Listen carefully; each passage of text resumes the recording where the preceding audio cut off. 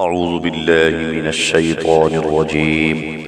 بسم الله الرحمن الرحيم.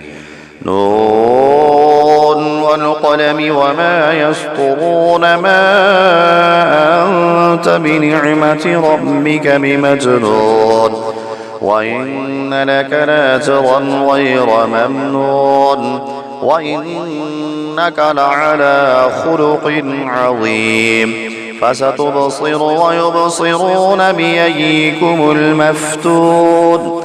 إن ربك هو أعلم بمن ضل عن سبيله وهو أعلم بالمهتدين.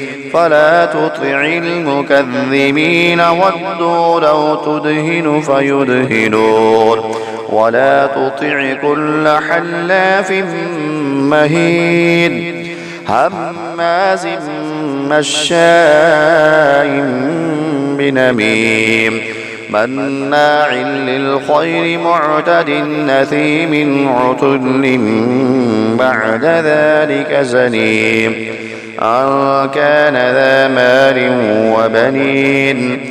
إذا تتلى عليه آياتنا قال أساطير الأولين.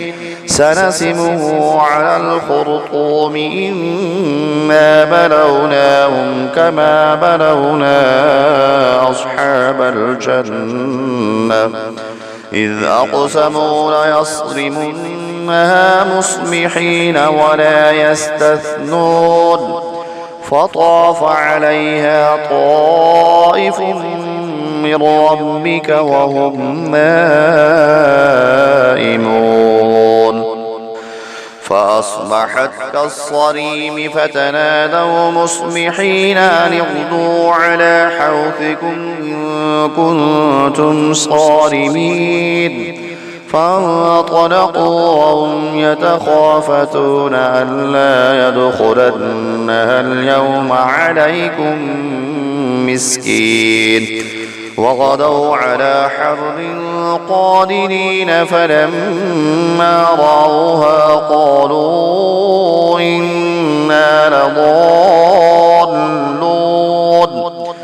بل نحن محرومون. قال أوسطهم ألم أقل لكم لولا تسبحون. قالوا سبحان ربنا إنا كنا ظالمين. فأقبل بعضهم على بعض يتلاومون قالوا يا ويلنا إنا كنا طاغين عسى ربنا أن يبدلنا خيرا منها إنا إلى ربنا راغبون.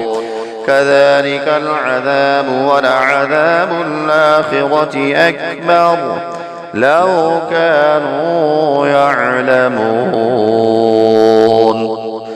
إن للمتقين عند ربهم جنات النعيم.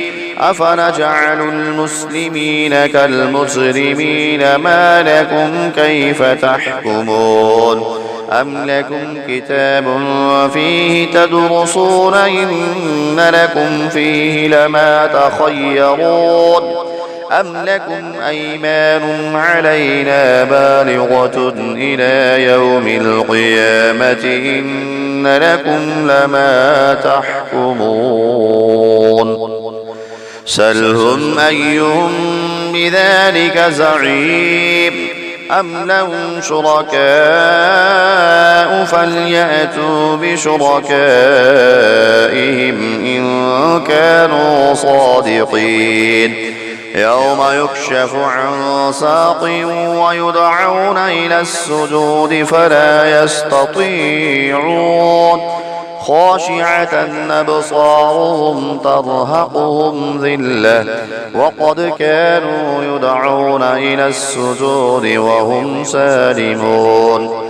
فذرني ومن يكذب بهذا الحديث سنستدرجهم من حيث لا يعلمون وأملي لهم إن كيدي متين أم تسألهم أجرا فهم من مغرم مثقلون أم عندهم الغيب فهم يكتبون فاصبر لحكم ربك ولا تكن كصاحب الحوت إذ نادى وهو مكظوم لولا أن تداركه نعمة من ربه لنبذ بالعراء وهو مذموم فاجتباه ربه فجعله